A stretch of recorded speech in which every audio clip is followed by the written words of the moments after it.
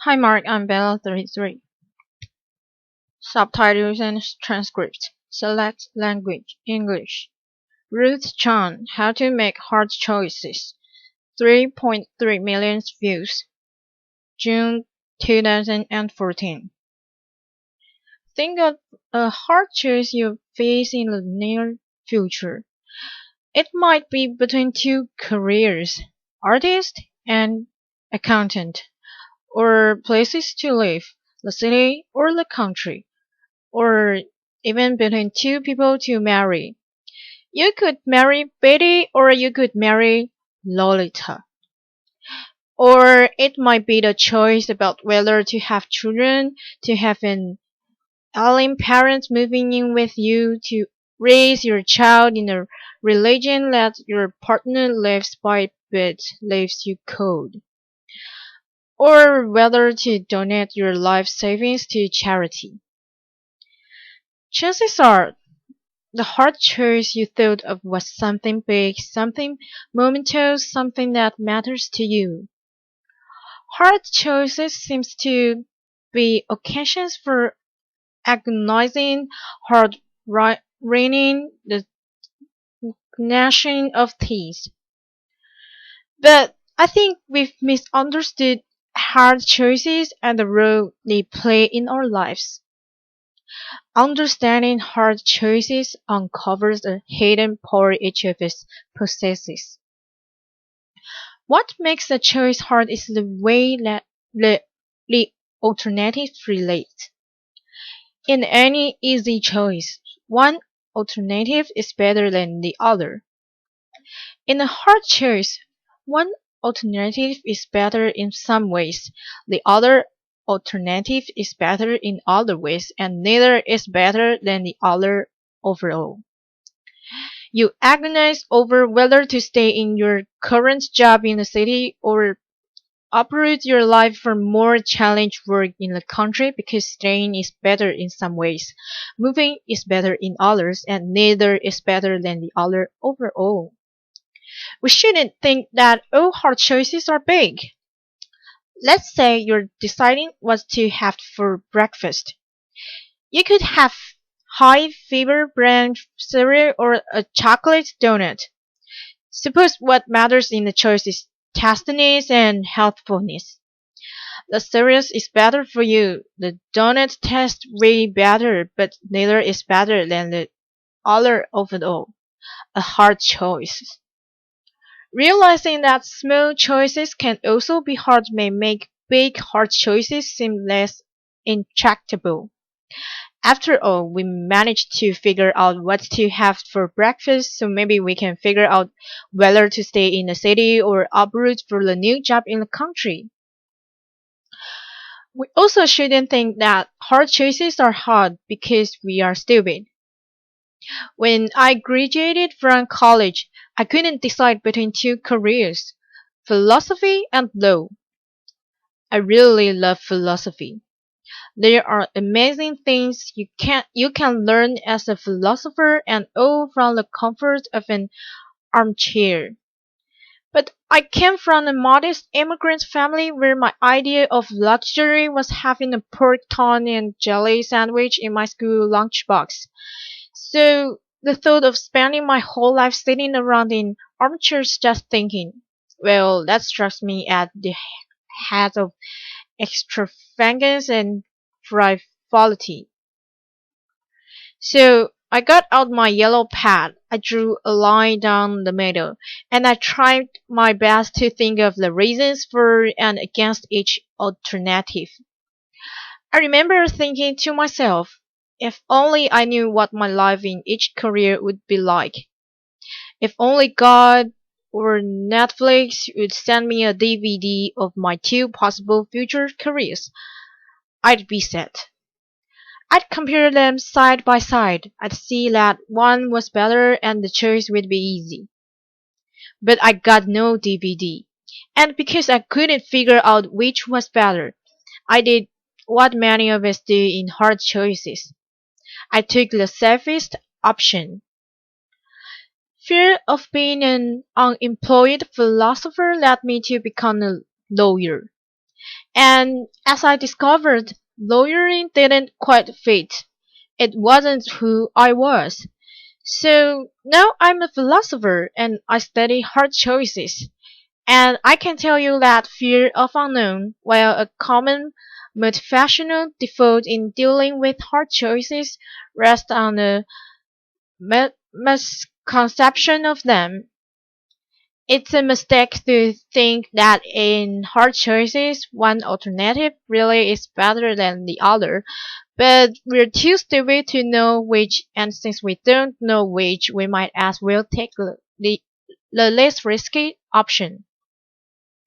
Even tagging two alternatives side by side with full information, a choice can still be hard. Hard choices are hard not because of our ign- ignorance. They're hard because there is no best option.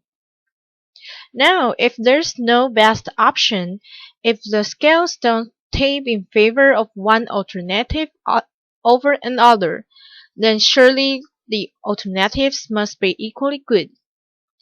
So maybe the right thing to say in hard choices is that they're between equally good options. But that can't be right. If alternatives are equally good, you should just flip a coin between them, and it seems a mistake to think. Here's how you should decide between careers. Places to like people to marry, flip a coin. There's another reason for thinking that hard choices aren't choices between equally good options. Suppose you have a choice between two jobs. You could be an investment banker or a graphic artist. There are a variety of things that matter in such a choice, like the excitement of the work, achieving financial security, having time to raise a family, and so on. Maybe the artist career puts you on the cutting edge of new forms of pictorial expression. Maybe the banking career puts you on the cutting edge of new forms of financial manipulation. Imagine the two jobs, however, you like so that neither is better than the other. Now, suppose we improve one of them a bit. Suppose the bank win you adds $500 a month to your salary. Does the extra money now make the banking job better than the artist one? Not necessary. A higher salary makes the banking job better than it was before, but it might not be enough to make being a banker better than being an artist. But if an improvement in one of the jobs doesn't make it better than the other, then the two original jobs could not have been equally good. If you start with two things that are equally good and you improve one of them, it now must be better than the other. That's not the case with options in hard choices. So now we've got a puzzle. We've got two jobs, neither is better than the other, nor are they equally good. So how are we supposed to choose? Something seems to have gone wrong here. Maybe the choice itself is problematic and comparison is impossible.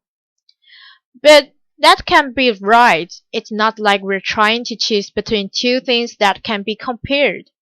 We're running the marriage of two jobs after all, not the marriage of the number 9 and a plate of fried eggs. A comparison of the overall merit of two jobs is something we can make, and one we often do make. I think the puzzle arises because of an unreflective assumption we make about value. We unwittingly assume that values like justice, beauty, kindness are akin to scientific quantities like length, mass, and weight. Take any comparative question not involving value, such as which of two suitcases is heavier. There are only three possibilities. The weight of one is greater, lesser, or equal to the weight of the other. Properties like weight can be represented by real numbers, 1, 2, 3, and so on. And there are only three possible comparisons between any two real numbers. One number is greater, lesser, or equal to the other. Not so with values. As post-Enlightenment creatures, we tend to assume that scientific thinking holds the key to everything of importance in our world. But the world of value is different from the world of science. The stuff of the one world can be quantified by real numbers. The stuff of the other world can't. We shouldn't assume that the world of length and weight has the same structures as the world of all of what we should do. So if what matters to us, a child's delight, the love you have for your partner, can't be represented by real numbers, then there's no reason to believe that in choice there are only three possibilities. That one alternative is better, worse, or equal to the other. We need to introduce a new fourth relation beyond being better, worse, or equal. That describes what's going on in hard choices. I like to say that the alternatives are on a par. When alternatives are on a par, it may matter very much which you choose, but one alternative isn't better than the other. Rather, the alternatives are in the same neighborhood of value, in the same league of value, while at the same time being very different in kind of value. That's why the choice is hard. Understanding hard choices in this way uncovers something about ourselves we didn't know. Each of, the, each of us has the power to create reasons. Imagine a world in which every choice you face is an easy choice. That is, there's always a best alternative. If there's best alternative, then that's the one you should choose because part of being rational is doing the better thing rather than the worst thing. Choosing what you have most reason to choose. In such a world, we'd have most reason to wear black socks instead of pink socks, to eat cereal instead of donuts, to live in a city rather than the country, to marry Betty instead of Lolita. A world full of only easy choices would enslave us to reasons. When you think about it, it's nuts to believe that the reason given to you dictated that you had most reason to pursue the exact hobbies you do, to live in the exact house you do, to work at the exact job you do. Instead, you faced alternatives that were on the par, hard choices, and you made reasons for yourself to choose that hobby, that house, and that job. When alternatives are on a par, the reason given to us, the ones that determine whether we're making a mistake, are silent as to what to do. It's here, in the space of hard choices, that we got to exercise our normative power, the power to create reasons for yourself to make yourself into the kind of person for whom country living is preferable to the urban life. When we choose between options that are on the par, we can do something really rather remarkable.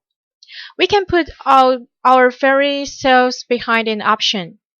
Here's where I stand. Here's here's who I am. I am for banking. I am for chocolate donuts. This response in hard choices is a rational response. But it's not dictated by reasons given to us. Rather, it's supported by reasons created by us. When we create reasons for ourselves to become this kind of person rather than that, we wholeheartedly become the people that we are. You might say that we become the authors of our own lives. So when we face hard choices, we shouldn't beat our head against the wall trying to figure out which alternative is better. There's no best alternative. Instead of looking for reasons out there, we should be looking for reasons in here. Who am I to be? You might decide to be a pink sock wearing, cereal loving, country living banker, and I might decide to be a black sock wearing, urban, donuts loving artist. What we do in hard choices is very much up to each of us. Now, people who don't exercise their normative powers in hard choices are drifters. We all know people like that. I drifted into being a lawyer. I didn't put my agency behind lawyering. I wasn't for lawyering. Drifters allow the words to write the story of their lives. They let mechanisms of reward and punishment, pats on the head, fear, the easiness of an option, to determine what they do. So, the lesson of hard choices reflect on what you can put your agency behind, on what you can be for, and through hard choices become that person. Far from being sources of agony and dread, hard choices are precious opportunities for us to celebrate what is special about the human condition. That the reasons that govern our choices as correct or incorrect something run out and it is here. In a space of hard choices that we have the power to create reasons for ourselves to become the distinctive people that we are. And that's why hard choices are not a curse but a godsend. Thank you. Applause.